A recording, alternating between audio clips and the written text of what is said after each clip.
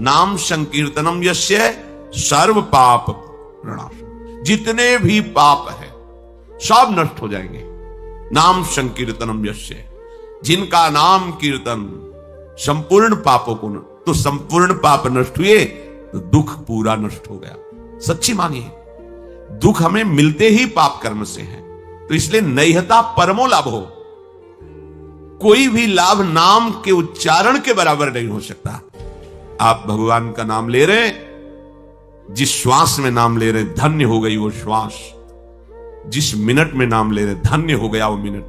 बाद में देखेंगे आप, क्योंकि अपने लोग नाम की कीमत नहीं जानते, ना तो विश्वास हो पा रहा है और ना हमें उसकी कीमत पता है। तो ऐसे लगता है संत जन ऐसे कहते रहते हैं। नाम बहुत कीमती वस्तु है, ये परिणाम में आपको समझ में आएगा।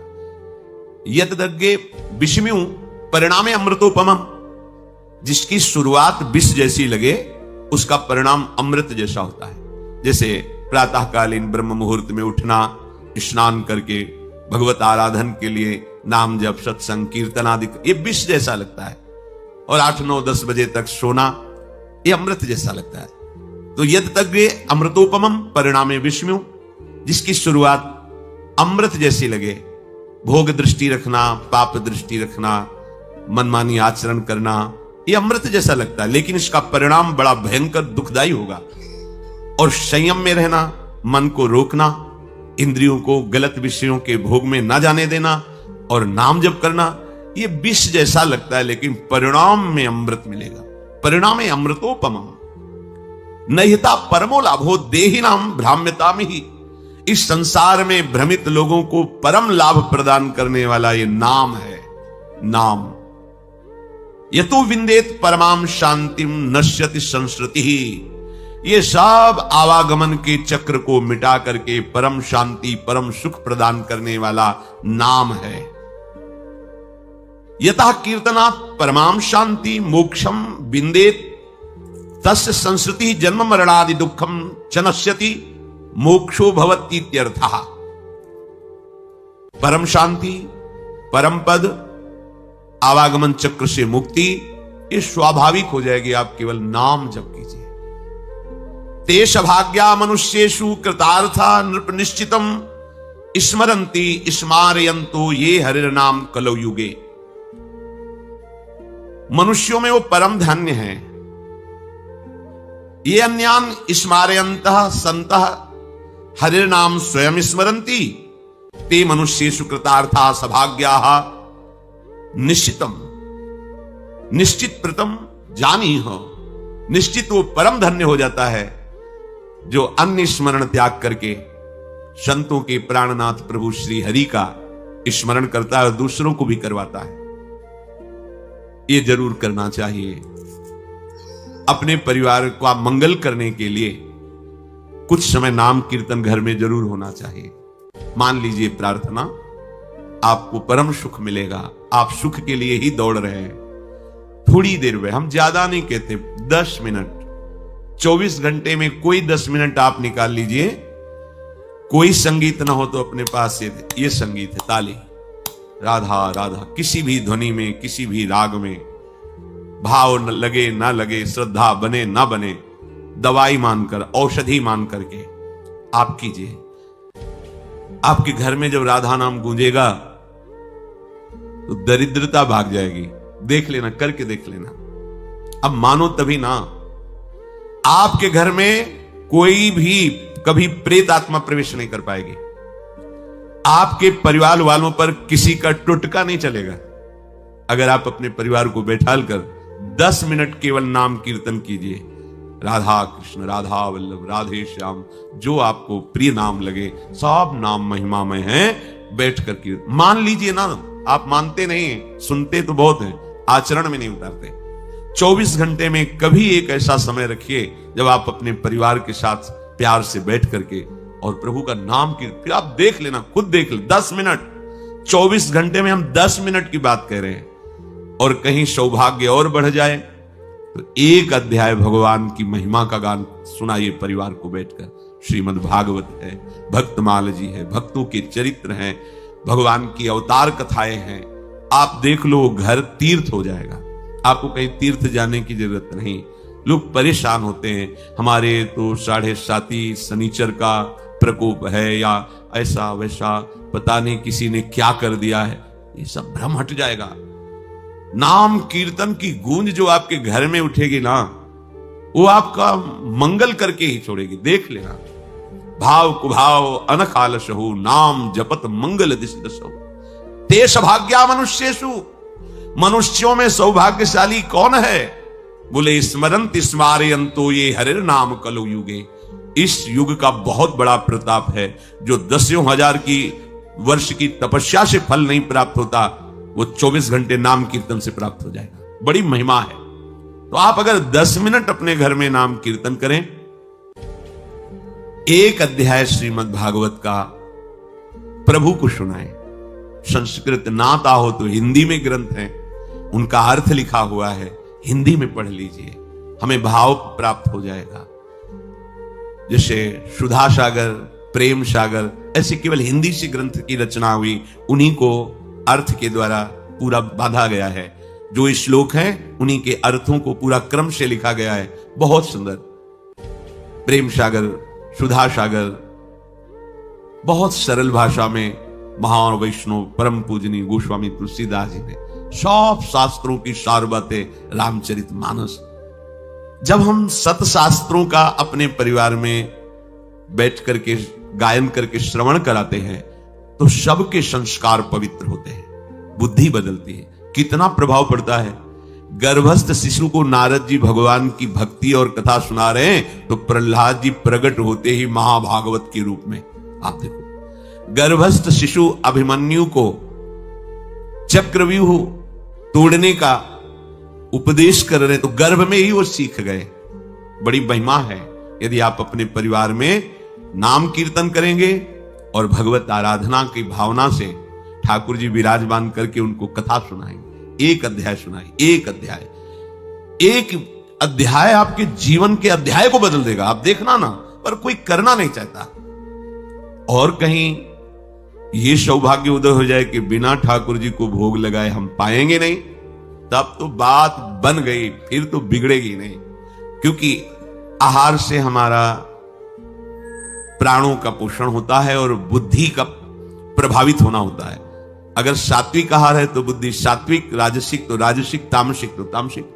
जब प्रभु को भोग लगा दिया जाता है तो गुणातीत हो जाता है, न वो सतोगुणी, न रजोगुणी, न तमोगुणी, वो भगवत प्रसाद हो जाता है। और प्रसाद एक एक कवल में महान सुकृत प्रदान करता है। भोजन भी हो गया और पुण्य भी बन गया। भगवान को भोग लगाया और पा लिया। ते सौभाग्या, ये सौभाग्यशाली मनुष्यों का जीवन है। कृतार्था, निश्चित इनका कल्याण हो जाता है, कृतार्थ हो जाते हैं। स्मरन्ति स्मारयन्तो, कई ऐसे सौभाग्यशाली परिवार हैं जो अपने छोटे छोटे बच्चों को बैठते, एक माला राधा नाम करो, हम तुम्हें अमुक वस्तु बाल भोग बना रहे हैं, तुरंत पवाएंगे, फिर आप स्कूल जाओ। एक माला राधा राधा राधा 108 बार बोलो। ये संस्कार उनको ऐसी उन्नति की तरफ ले जाएंगे कि जब बुद्धि पवित्र होगी तो पढ़ाई में लगेंगे, स्मरण शक्ति तेज होगी, पवित्र व्यवहार होगा तो इनका जीवन प्रकाशित हो जाएगा। जिन घरों में भगवान नाम कीर्तन, भगवत कथा वार्ता नहीं होती, तो कई जन ऐसे प्रश्न करते हैं कि हमारे बच्चे अब हमारे अनुशासन में नहीं रहे, वो मनमानी आचरण करते हैं, हम समझाने की चेष्टा करते हैं, क्या हो गया? बच्चापन से उनकी बुद्धि में रजोगुण भरा, रजोगुण तमोगुण में बदल गया, अनादर प्रारंभ हो गया। अब ना वो शास्त्र मानेंगे, ना तुम्हारी गुरुजनों की बात मानेंगे। अब मन की बात, तो मन तो अधोगामी है, वो निश्चित उनको विषयों में ऐसी जगह फंसाएगा जहां अशांति ही अशांति, दुख ही दुख है। स्मरन्ति स्मारयन्तु, आदेश कर रहे हैं, खुद भजन करो और दूसरों को भजन करने की प्रेरणा दो। अगर हमारा कोई रिश्तेदार है, नातेदार है, मित्र है, प्रियजन है, हमारे पास बैठता है, तो हमें प्रार्थना करनी चाहिए मृदु शब्दों से। यदि आप नाम जप करते हैं तो बहुत आपका मंगल होगा, और 1-2 माला बढ़ाइए। नहीं करते हैं तो प्रारंभ कर दीजिए। पूज्य भाई जी महाराज, एक संत उनके पास जिसे जाते थे तो यही कहते थे, हमारे पास आयो तो हमें कुछ दक्षिणा दो। आदेश कीजिए, क्या दक्षिणा दें? आप नाम जप करते हो? नहीं, नाम जप तो नहीं करते। तो ये दक्षिणा दो कि आज से आप 5 माला नाम जप करोगे। लाखों लोगों को भजन में लगा दिया, लाखों लोगों को। ऐसे ही आप अपने सुहृद जनों को, मित्र जनों को, रिश्तेदार नातेदार जनों को नाम में यदि लगा दोगे तो आपने परम मंगल कर दिया और उसका परम लाभ आपको मिलेगा। जैसे आपकी प्रेरणा से 5 लोग नाम में जप में लगे तो आपके ऊपर विशेष हरि की कृपा होगी, क्योंकि 5 के जीवन उद्धार की बात आपने की तो आपका जीवन अपने आप मुक्त हो जाएगा माया प्रपंच से। ये रहस्य है। आप दूसरों को सुख देने की भावना करें तो आपको कभी दुख नहीं मिलेगा, पर हम अपने सुखी होने के लिए दूसरों को दुख देते हैं, इसलिए कभी सुखी नहीं हो पाते। कलेर दोष निधे राजन अस्ति हे को महान गुण कीर्तना देव कृष्णस्य मुक्त बंधा परम ब्रजेत। इस कलिकाल का बड़ा अवगुणी स्वभाव है। अगर आप गुरुजनों की आज्ञा में नहीं हैं, शास्त्र का स्वाध्याय नहीं किए, शास्त्र के वचन आपके कानों में नहीं पड़े, तो आपके आचरण बहुत ही आसुरी प्रवृत्ति की तरफ ये आकर्षित करके भ्रष्ट करेगा। कलयुग का स्वभाव है। इसमें प्रिय वस्तु होती है व्यभिचार, इसके स्वभाव का। प्रिय वस्तु होती है नशा करना, भांग, शराब, ड्रग्स आदि जो भी नशा करना, व्यभिचार करना और जुआ खेलना। कई तरह से जुआ खेलना होता है। दूसरों के धन का अपहरण करना और दूसरों को दुख पहुंचाना, हिंसा करना, ये इसका स्वभाव है। इसका स्वभाव है। जैसे कालिया नाग ने भगवान से कहा था कि प्रभु मुझे दोष मत देना कि मैंने आप पर प्रहार किया, क्योंकि मेरा स्वभाव आपने ही बनाया है। बहुत वर्षों के बाद भी बदला लेने का स्वभाव मेरा होता है और वो आपके द्वारा ही रचा गया है। इसलिए आप नाराज मत होना कि मैंने आपको बांधा अपने नागपाश में, आप पर प्रहार किया। तो ये कलयुग का स्वभाव है। अगर आप भगवद आश्रित नहीं हैं तो शराब पीना आपको बुरा नहीं लगेगा। देखो, सब कोई जानता है। जब हम यहां से बोलते हैं तो कोई कह सकता है कि ये निषेध क्यों कर रहे हैं, लेकिन आप अपने हृदय में बैठ करके थोड़ा विचार कीजिए, क्या ये आपका स्वास्थ्य बढ़ा देगा? कितने ऐसे हमारे सामने आए हैं जिनके लीवर खराब हो गए, जिनका जीवन खत्म हो गया, उनके परिवार के जन भी हैं। हितदाम में जब दिया कि बहुत शराब पी, अब तो डॉक्टर ने कहा अब मरने, और कुछ दिनों में पधार गए। देखो, क्या आपका स्वास्थ्य इसमें अच्छा रहेगा? नहीं। क्या आपको समाज में से सम्मान मिलेगा? नहीं। नालियों में इधर उधर बेहोश होकर के गिर पड़ते हैं, शरीर की सामर्थ्य नहीं रहती। तो इससे क्या परमार्थ बनता है? नहीं। इससे क्या धन की प्राप्ति होती है? नहीं। जब कोई भी लाभ नहीं मिलता, केवल प्रमाद और केवल हानि है, तो आप सोचो आप ठगे जा रहे हो कि नहीं ठगे जा रहे हो। व्यर्थ में आप ऐसे आचरण करते हो जिससे आपके जो पुत्र हैं, परिवार के जन हैं, वो आपसे असंतुष्ट रहते हैं। अगर कहीं वो आपका अनुगमन कर लें तो वो भी पतन के मार्ग में चले गए।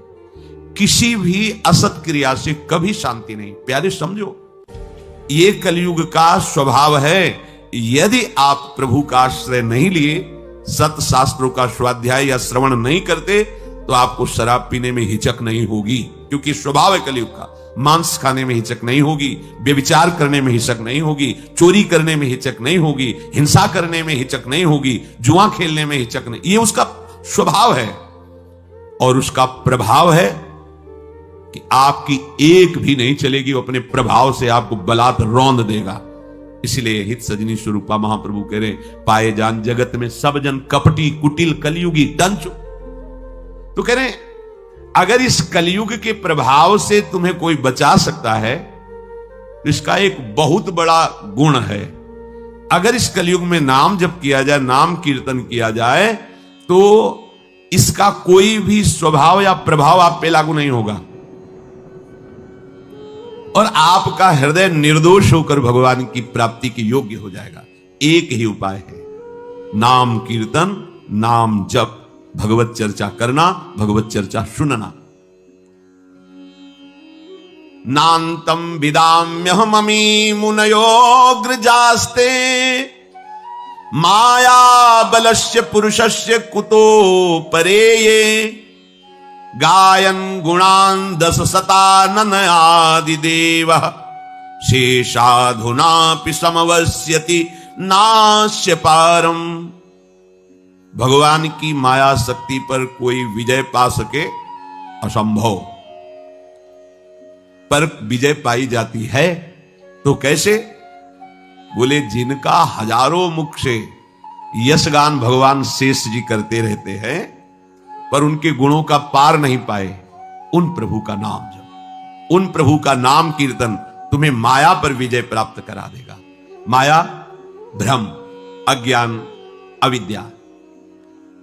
जो भगवान के नाम गुण का कीर्तन करता रहता है, श्रवण करता रहता है, उसको प्रगट में भी कभी कोई परास्त नहीं कर सकता। ऐसा नहीं कि परास्त करने नहीं आएगा, परास्त करने आएगा। काम, क्रोध, लोभ, मोह या संसार का कोई व्यक्ति, घटना, परिस्थिति आते हैं, विघ्न तो आते ही हैं, सबके जीवन में आते हैं। पर नाम चल रहा है, बड़ा चमत्कार जीवन में प्रकट होता है नाम का। ये जो हम भगवत भक्तों के चरित्र आपको गुरु कृपा से जो सुनने को मिलते हैं, सुनाते हैं, उनसे हमें एक बल मिलता है। वो एक छोटी जीवनी की धरा से एक भगवत स्वरूप स्थिति को प्राप्त होते हैं। जैसे हम शरीरासक्त होकर विषयों में, भोगों में लगे, एक छोटी धरा है। शरीर और भोगों का त्याग करके निरंतर ब्रह्माकार भगवदाकार वृत्ति, ये बड़ी धरा है। छोटी धरा से बड़ी धरा तक, इसमें तर्क वितर्क या संशय की कहीं कोई भी गुंजाइश की जरूरत नहीं। भक्तों के चरित्र श्रवण मात्र से प्रभु के नाम रूप लीला धाम में रति होती है। आपके मुख में भगवान नाम चल रहा है तो कोई भी आपको परास्त नहीं कर सकता। बड़ी महिमामयी इस महाभागवत की बात है। सुधन्वा जी, ये एक चंपापुरी नाम का राज्य था। वहां के राजा हंसध्वज जी थे, उनके पुत्र थे श्री सुधन्वा जी। परम धार्मिक, धर्मपूर्वक राज्य का शासन करना और प्रभु की भक्ति में रत रहना और योद्धाओं में सर्वश्रेष्ठ वृत्ति रखना, ये हंसध्वज राजा का प्रभाव। पूरी प्रजा को अपने पुत्र की तरह पालन करना। राजा पूरे देश का पिता है और प्रजा पुत्रवत राजा के द्वारा पोषित होती है। जो प्रभु का भजन करते हैं, ये ना समझा जाए कि वो गरीब ही लोग भजन करते हैं, भिखारी लोग भजन करते हैं, ऐसा नहीं।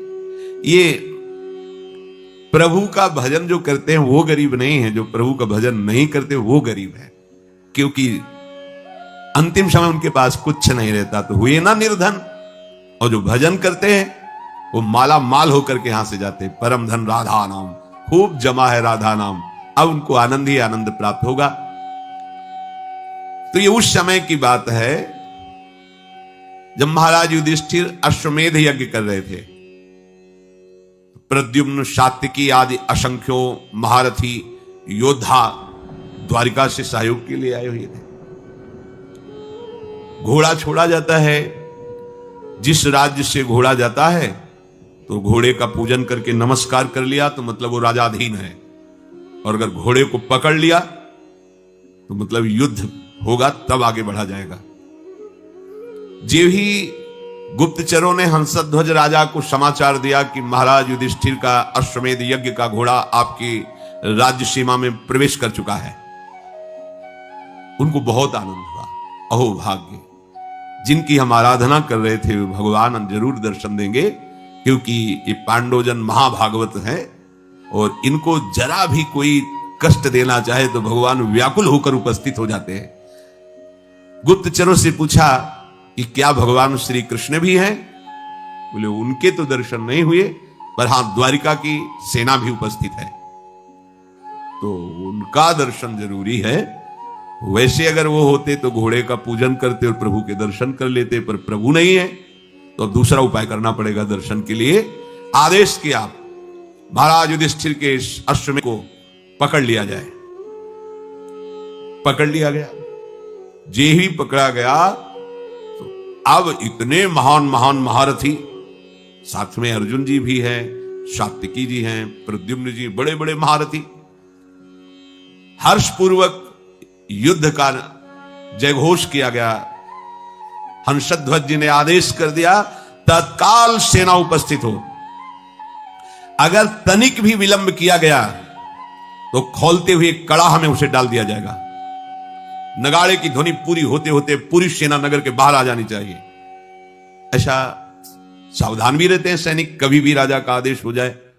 स्वयं बड़े गजराज पर चढ़कर हंसध्वज भगवान श्री कृष्ण को प्रणाम करके मानसिक और अर्जुन से युद्ध करने के लिए आगे बढ़े। पूरे सैनिक सब तत्काल तैयार हुए, क्योंकि राजा की आज्ञा थी अगर विलंब हुए तो खोलते हुए तेल के कड़ाह में डाल दिया जाएगा। सब ठीक समय पर उपस्थित हो गए।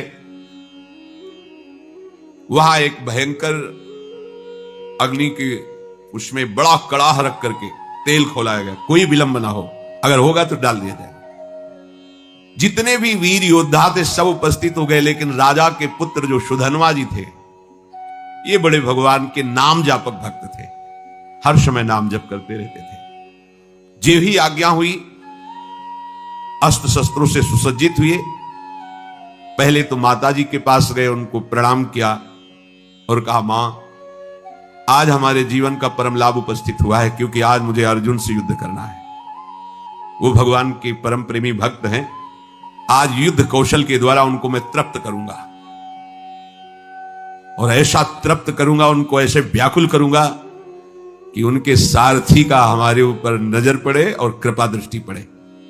उनको आना पड़ेगा, पर हो सकता है हम वापस ना आए, इसलिए आपसे आशीर्वाद मांगते हैं कि मेरे मन की जो कामना है कि अर्जुन को तृप्त करूं, भगवान का साक्षात्कार करूं, वो पूर्ण हो।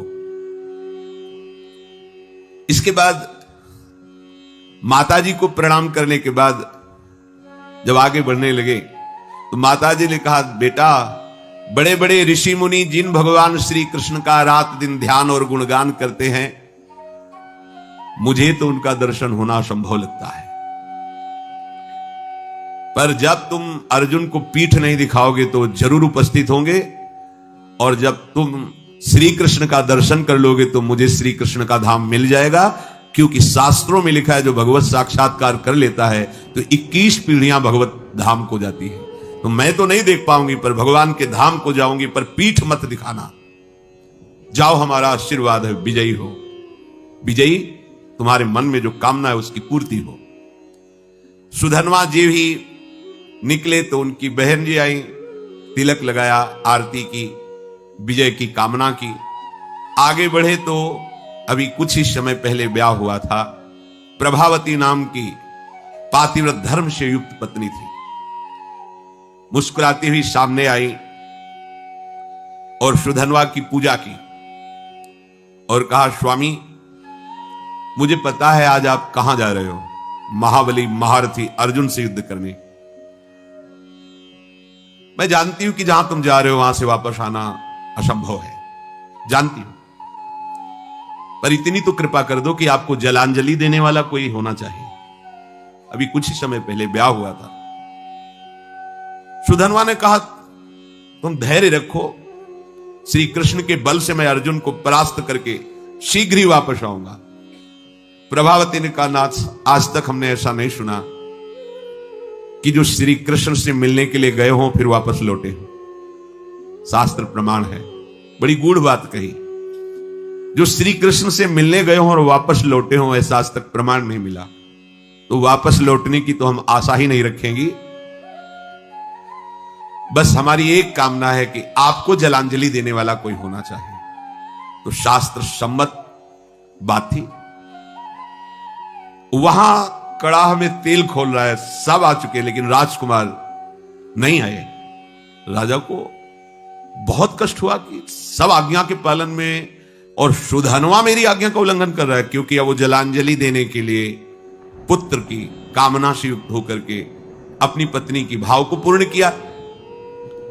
उनको तो पता नहीं, तो जल्लादों को तुरंत भेजा, सुधन्वा को पकड़कर लाया जाए, खोलते कड़ाह में डाल दिया जाए। राजा क्या बड़ी विचित्र होती है, वो अपराधी साबित हो गए हैं क्योंकि विलंब हो गया, राज आज्ञा का उल्लंघन किया। जे ही राजा की आज्ञा हुई, वो जल्लाद प्रकृति के सैनिक तत्काल गए और सुधन्वा स्नान आदि करके पवित्र होकर बाहर निकल रहे थे। तुरंत सुधन्वा से कहा कि महाराज का आदेश है, आपको बंदी बना लिया जाए और कड़ाह में डाल दिया जाए, क्योंकि आप विलंब हुए हैं। उनका एक बार पिताजी के सामने तो पहुंचने दीजिए। गए, पिता को प्रणाम किया। हंसध्वज ने कहा, हमारी आज्ञा का उल्लंघन का जो निर्णय किया गया है वही इनके साथ बर्ताव किया जाए। जो शंख और लिखित नाम के आचार्य थे, उनके हर राजा के पास आचार्य कोटि के महापुरुष की सलाह मिलती थी। जैसे परम ज्ञानी जनक जी हैं, पर सदानंद जी विराजमान हैं। चक्रवर्ती सम्राट महाराज दशरथ तो वशिष्ठ जी विराजमान हैं। देवराज इंद्र तो बृहस्पति जी विराजमान। पहले ऐसा होता था कि सम्राटों के ऊपर, राजाओं के ऊपर महाराज विराजमान होते थे और कोई भी समस्या का समाधान उन्हीं से लिया जाता था। ये पुरोहित जो शंख और लिखित थे, ये जलते थे सुधनवा से, क्योंकि सुधनवा निरंतर नाम जप करती हुई भगवत आराधना में ये उनको पसंद नहीं था। तो कई बार तर्क वितर्क किया था। अब उनको अवसर मिला। राजा हंसध्वज ने पूछा कि आचार्य प्रवर, आपका क्या आदेश है इस विषय में? उनका जो आपकी आज्ञा हुई उसका पालन किया जाए, अर्थात इनको खोलते हुए कड़ाह में डाला जाए। स्वभाव से ईर्ष्या रखने वाले ये शंख और लिखित आचार्य ने खोलते कड़ाह में सुधनवा को डालकर उनका जीवन अंत कर दिया जाए, ऐसा ही दस्तखत कर दिया। यदि आप अपने पुत्र के मुंह में आकर के अब हमारी लिखित बात को काटते हैं तो हम दोनों आपको छोड़ देंगे। अब तो चांस ही नहीं। हंसध्वज ने तत्काल सैनिकों को आदेश किया, उठा करके डाल दो इनको खोलते हुए कड़ाह में। मंत्री समझाने की चेष्टा करे तो पुरोहित खिलाफ है। मंत्री के हृदय में भी बड़ा। सुधनवा जी ने यही देखा कि मेरी कामना तो नष्ट हो गई। मेरी कामना थी अर्जुन को युद्ध में इतना व्याकुल करूंगा कि भगवान पधारेंगे और मैं उनका दर्शन पाऊंगा। अब तो कड़ाह में डाल दिया जाएगा, तो चलो जैसी भगवान की इच्छा। कड़ाह में जे ही डालने को सुधनवा ने कहा, हे गोविंद, हे मुकुंद, हे हरे, मुझे मरने का तो दुख है नहीं, क्योंकि मरने के लिए निकला ही हूं, पर मैं मरने के पहले आपका दर्शन चाहता था, आपकी दृष्टि में दृष्टि मिलाना चाहता था। आप अर्जुन के पक्ष में होकर मुझे कैसे देखते हैं ये देखना चाहता था, सो अधूरा रह गया। यदि अर्जुन के बाणों से बिंधता और आप हमारी तरफ देखते तब मुझे आनंद मिलता। ये कायरों की तरह मृत्यु होगी कि कड़ाह में डाल करके। प्रभु, यदि आप हम पर कृपा करते हैं तो मुझे जो कामना है उसकी पूर्ति होनी चाहिए। मरना तो है ही, पर ऐसे नहीं, ललकार करके अर्जुन को व्याकुल करके मरने की इच्छा है। युद्ध स्थल में अपने पराक्रम को दिखाते हुए बाणों से आपकी पूजा करूंगा, फिर प्राण त्यागूंगा तो मुझे संतोष होगा। गांडीव धनुष से छूटे हुए बाण जब हमारे हृदय को बेधेंगे तो मुझे आनंद प्राप्त होगा। यह है वीरों का मृत्यु की मांग करना। तो इनसे कम वीर नहीं होते भगवत भक्तजन। काम, क्रोध, लोभ, मोह, मद, मत्सर, ईर्ष्या, द्वेष, पूरा जगत सबका विरोध सह करके भगवान के मार्ग में बढ़ते हैं, जो सच्चाई से बढ़ते हैं। श्री कृष्ण श्री कृष्ण श्री कृष्ण श्री कृष्ण। मुख से अनवरत तो चलता ही रहता था। उठाया गया और कड़ाह में छोड़ दे, खोलता हुआ तेल। काफी देर वो आनंद से उसी कड़ाह में बैठे रहे। आसपास तेल खोल रहा है, रोम भी नहीं जल रहा, क्योंकि अग्नि में जो दाहिका शक्ति है वो श्री कृष्ण के द्वारा दी गई है। और जिसके मुख में श्री कृष्ण है, जो श्री कृष्ण के आश्रित है, तो दाहिका शक्ति उसको कैसे जला सकती है? महावीर हनुमान जी महाराज, पूंछ में आग लगी है और पूंछ का एक रोम नहीं झुलसा, पूरी लंका जल गई। वहीं पूरी लंका के मध्य में विभीषण, जो रावण जैसे राजा के महामंत्री और भाई हैं, उनके महल में कहीं भी कुछ भी झुलसा नहीं, पूरी लंका जल गई। क्यों? दाहिका शक्ति जिनकी आज्ञा से काम करती है, उनके भक्त का घर कैसे जल सकता है? उनके महाभागवत के एक रोम भी नहीं झुलसा हनुमान जी का। ऐसे ही सुधनवा जी का एक रोम भी नहीं झुलसा। जैसे जल में प्रफुल्लित कमल खिला रहता है, ऐसे मुख प्रसन्न श्री कृष्ण श्री कृष्ण श्री कृष्ण। अब सबको बड़ा आश्चर्य हुआ। तेल बुद बुद बुद बुद खोल रहा है, ये भी नहीं है कि वो शांत हो, और वो प्रसन्न मुद्रा में श्री कृष्ण श्री कृष्ण। ए नाम का बहुत चमत्कार है, अपने लोग उसे समझ नहीं पा रहे हैं।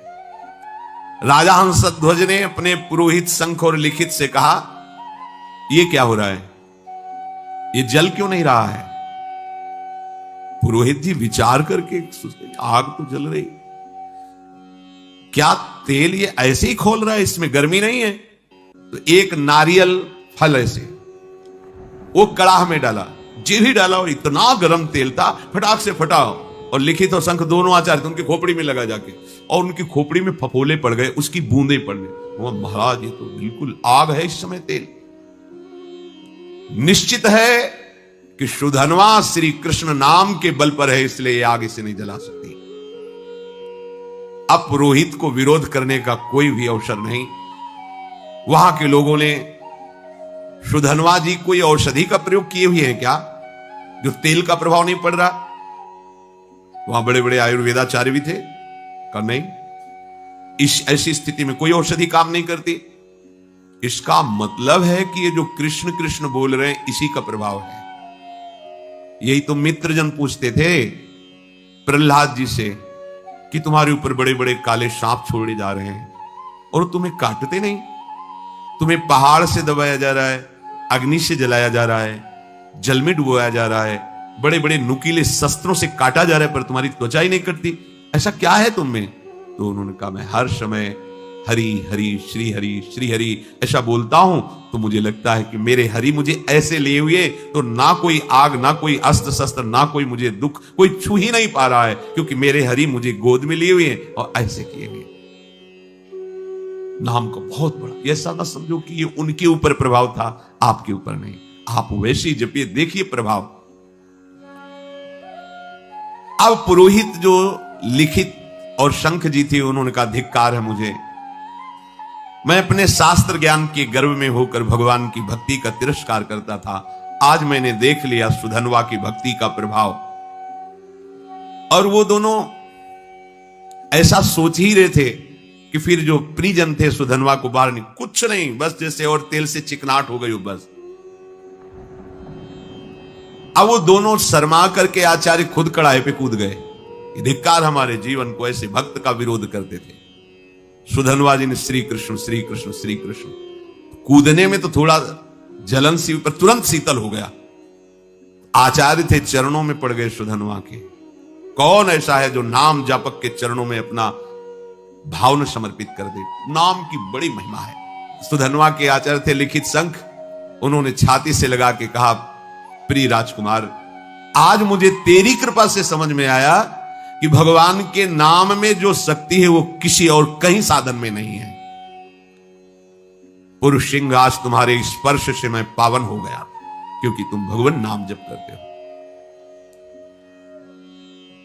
अब पता चल गया कि मैं तुम्हारा उद्धार नहीं करूंगा, तुम मेरा उद्धार कर दोगे। आचार्य अपने शिष्य से कह रहे हैं, वीरवर जाओ, सम्रांगण में तुम्हारी कामना की पूर्ति हो। सुधन्वा पिता को प्रणाम किया। पिता ने कहा आज हमारे सेनापतित्व का पद सुधन्वा लेंगे। अब युद्ध प्रारंभ हुआ।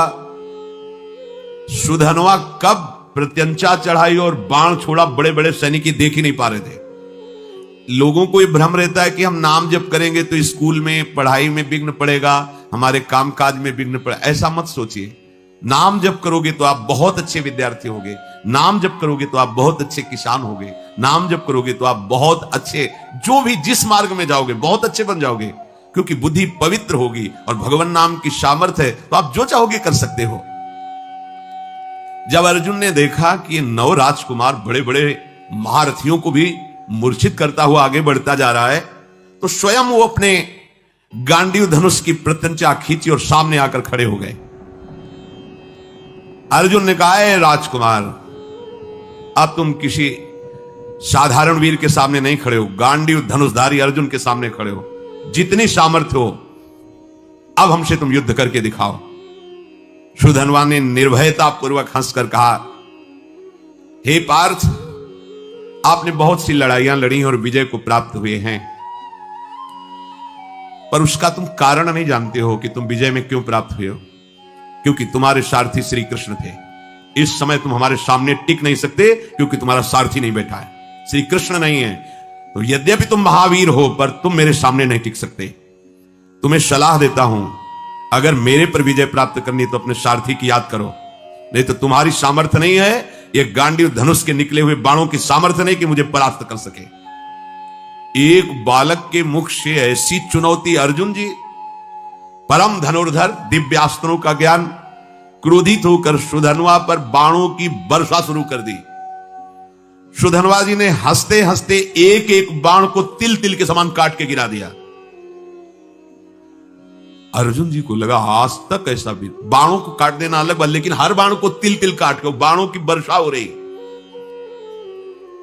बाणों को काटते हुए अपने बाणों से ध्वजा, धनुष, प्रत्यंचा सब पर चोट पहुंचा दी। सुधनवा ने ध्वजा काट के गिरा दी, प्रत्यंचा काट दी, गांडीव पर प्रहार किया और अर्जुन के सारथी को भी घायल कर दिया और कहा कहां गया तुम्हारा वो पुरुषार्थ गांडीव धनुषधारी अर्जुन। बिना प्रत्यंचा का धनुष, बिना ध्वजा का रथ, सारथी बेहोश। आश्चर्य में पड़ गए कि ऐसा वीर बालक तो हमने देखा ही नहीं। अब उनके मुख से हर समय चल रहा है जो भगवान का आदेश, मामनुष्यमर युद्ध च, कृष्ण कृष्ण कृष्ण कृष्ण।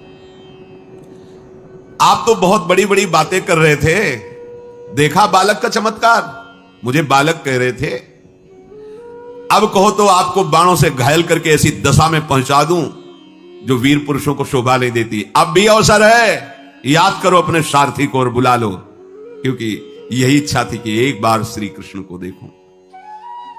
अर्जुन को लगा कि जब इस हालत में पहुंचा दिया तो अगला बाण तो हमें मूर्छित करके गिरा देगा।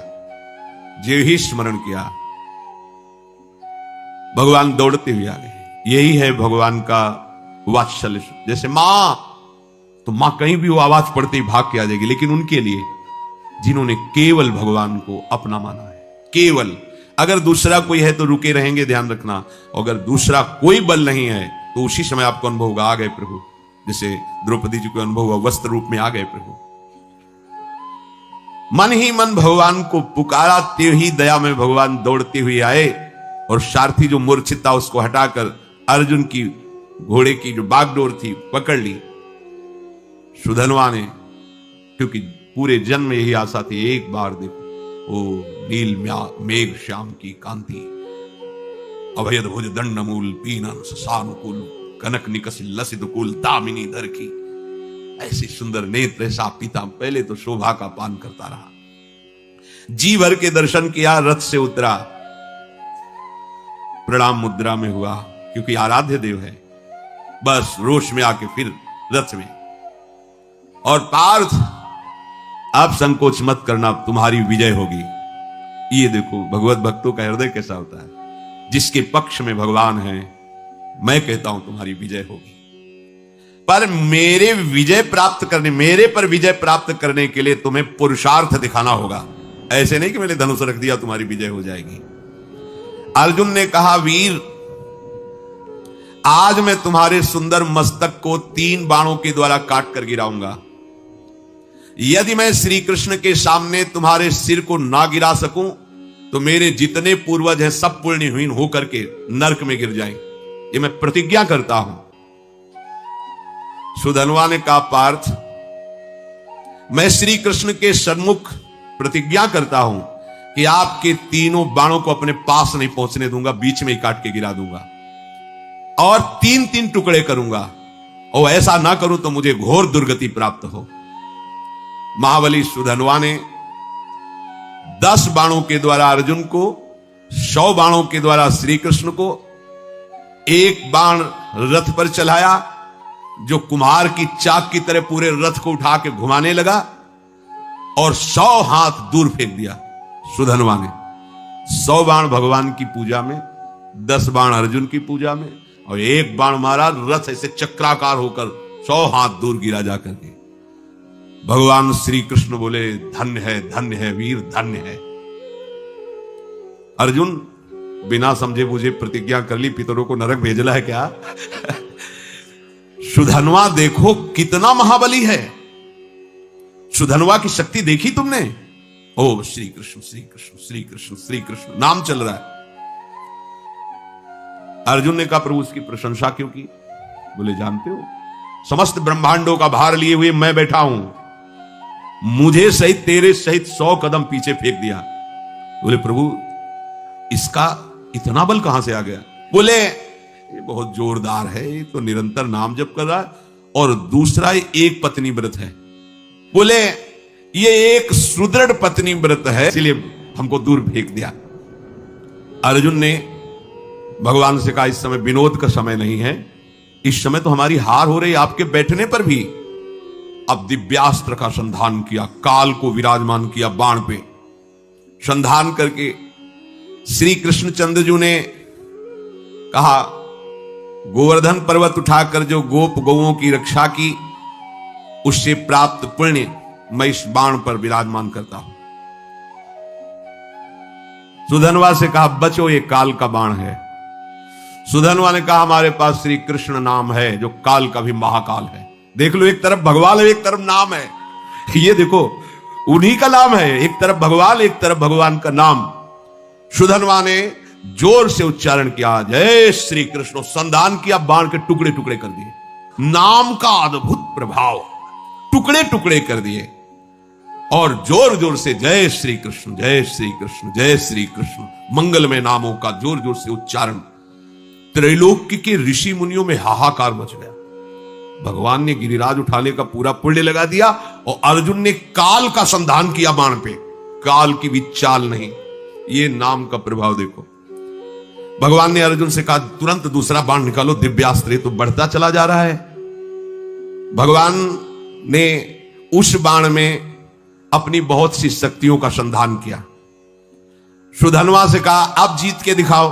देखो भगवान क्या करें, समझ रहे हो, मेरे नाम के आगे मेरे पुण्य और सुकृत और शक्तियां भी काम नहीं करती, इसीलिए नाम के अधीन भगवान हो जाते हैं। सुमिर पवन सुत पावन नामू, अपने बस करी राखे रामू, इस रहस्य को समझो।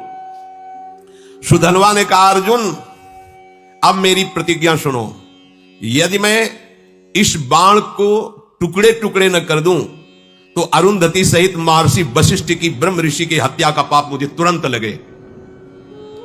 सुधनवा ने तुरंत गोविंद कृष्ण बाण मारा। प्रबल पुरुषार्थ से चलाया हुआ अर्जुन का भगवान की शक्ति से संपन्न बाण 5 टुकड़े हो गए। भगवान ने कहा ये भी गया। ब्रह्म इतना बड़ा शक्ति संधान किया, अर्जुन उदास होने लगे।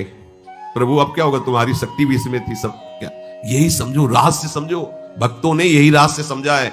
भगवान की भी रक्षा भगवान के नामों से यशोदा मैया और सब गोपियों ने की, बाल गोविंद की लीला में पढ़ के। अरे नाम इतना बड़ा है कि कहां लगी नाम बड़ाई, राम न सकई नाम गुण गाई। तभी तो संत जन छाती चौड़ी करके घूमते हैं, राधा राधा राधा। हमारे पास राधा नाम, हमारे पास कृष्ण नाम, गोविंद नाम है, मतलब प्रभु हमारे अधीन है। भगवान देखा कि अर्जुन निरुत्साहित हो रहे हैं, तो 5 जन शंख को लिया, और 5 शंख का नाद जो है ना, वो उत्साह वर्धन करने वाला होता है। 5 जन शंख बजाया और अर्जुन से कहा अब बाण संधान करो। महामनस्वी अर्जुन ने तीसरा बाण हाथ में लिया, और भगवान ने कहा कि जब मैं राम अवतार में राम जी बना था तो एक पत्नी व्रत रहा हूं, उसमें तो राम जी बहुत मर्यादा पुरुषोत्तम अवतार भगवान का, ये प्रेमावतार है, वो मर्यादा पुरुषोत्तम यही प्रभु है। मैं उस सुकृत को इस बाण पर विराजमान करता हूं। फिर ब्रह्मा जी को आदेश किया पिछले भाग पर विराजमान हो, और काल को दोबारा आदेश किया अग्रभाग पर प्रतिष्ठित हो। और प्रभु ने कहा चलाओ बाण। ब्रह्मा जी, काल जी और वो पुण्य सुकृत रामावतार का है। सुधनवा प्रभु की तरफ देखा और मुस्कुराया। बड़ा प्रेममय प्रसंग है। अर्जुन से बोला अब भी संशय है तुम्हें, तुम्हारे विजय के लिए क्या कर रहे हैं, देख रहे हो, तुम्हें संशय, भला कोई प्रतिज्ञा करो अब तुम इस बाण के बचाने के लिए। अर्जुन ने कहा वीरवर, यदि तुम्हारा मुकुट सहित मस्तक में काट के ना गिरा दूं तो भगवान श्री हरि और भगवान शंकर में भेद करने से, निंदा करने से जो पाप लगता है वो मुझे अभी लगे।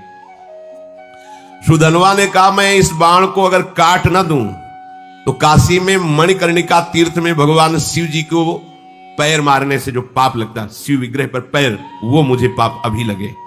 दोनों भगवत भक्त है, और इतनी बड़ी बड़ी प्रतिज्ञा सुधन्वा ने भगवान श्री कृष्ण की तरफ देखा और कहा, जय श्री कृष्ण, जय श्री कृष्ण। अर्जुन उस बाण को संधान किया। सुधन्वा ने उस प्रभावशाली बाण को कृष्ण कृष्ण कहते हुए काट दिया। हाहाकार मच गया। इस बाण को तो कोई काट ही नहीं सकता था, क्योंकि इतनी महिमा से युक्त हो गया था। अब कटा हुआ बाण का अग्रभाग सुधन्वा के मस्तक को काट करके गिरा दिया। बाण तो काट दिया, पर कटा हुआ अग्रभाग बाण का जाकर सुधन्वा के मस्तक को काट कर गिरा दिया। आश्चर्य की बात कि सुधन्वा के कटे हुए मस्तक से भी निकल रहा था, जय श्री कृष्ण, जय श्री कृष्ण, जय श्री कृष्ण। जैसे द्वेष भाव से भजने के कारण रावण के भी मुख से निकल रहा था, कहां राम रन हतोपचारी। खोपड़ी पड़ी है पर उससे निकल रहा था, कहां राम रन हतोपचारी। महाभागवत सुधन्वा जी के कटे हुए सिर से निकल रहा था, जय श्री कृष्ण, श्री कृष्ण, श्री कृष्ण। भगवान श्री कृष्ण चंद्रजू उतरे और अपने कर कमल से उसके सर को उठाया और हृदय से। ये तो बाहरी लीला थी। इतने में सुधन्वा के जो शरीर से ज्योति निकली थी, भगवान की परिक्रमा करके भगवान में लीन हो गई। श्री कृष्ण चंद्रजू ने सुधन्वा के पिता से कहा, ऐसा भक्त अभूतपूर्व है, शायद ऐसा न हुआ है, न ऐसा आगे होगा। जैसा तुम्हारा पुत्र मेरा भक्त था, वो तो मेरे दिव्य धाम में गया। शोक मत करना, विलाप मत करना, रोना मत, क्योंकि रोने लायक नहीं है। रोने लायक संसारी जन होते हैं जो प्रभु से विमुख जीवन व्यतीत करते हैं। जो प्रभु में जीवन व्यतीत करते हैं वहां तो उत्साह मनाया जाता है, क्योंकि वो धाम गया, नरक तो गया नहीं कि रोए। धाम गया तो खूब नाम कीर्तन किया जाता है।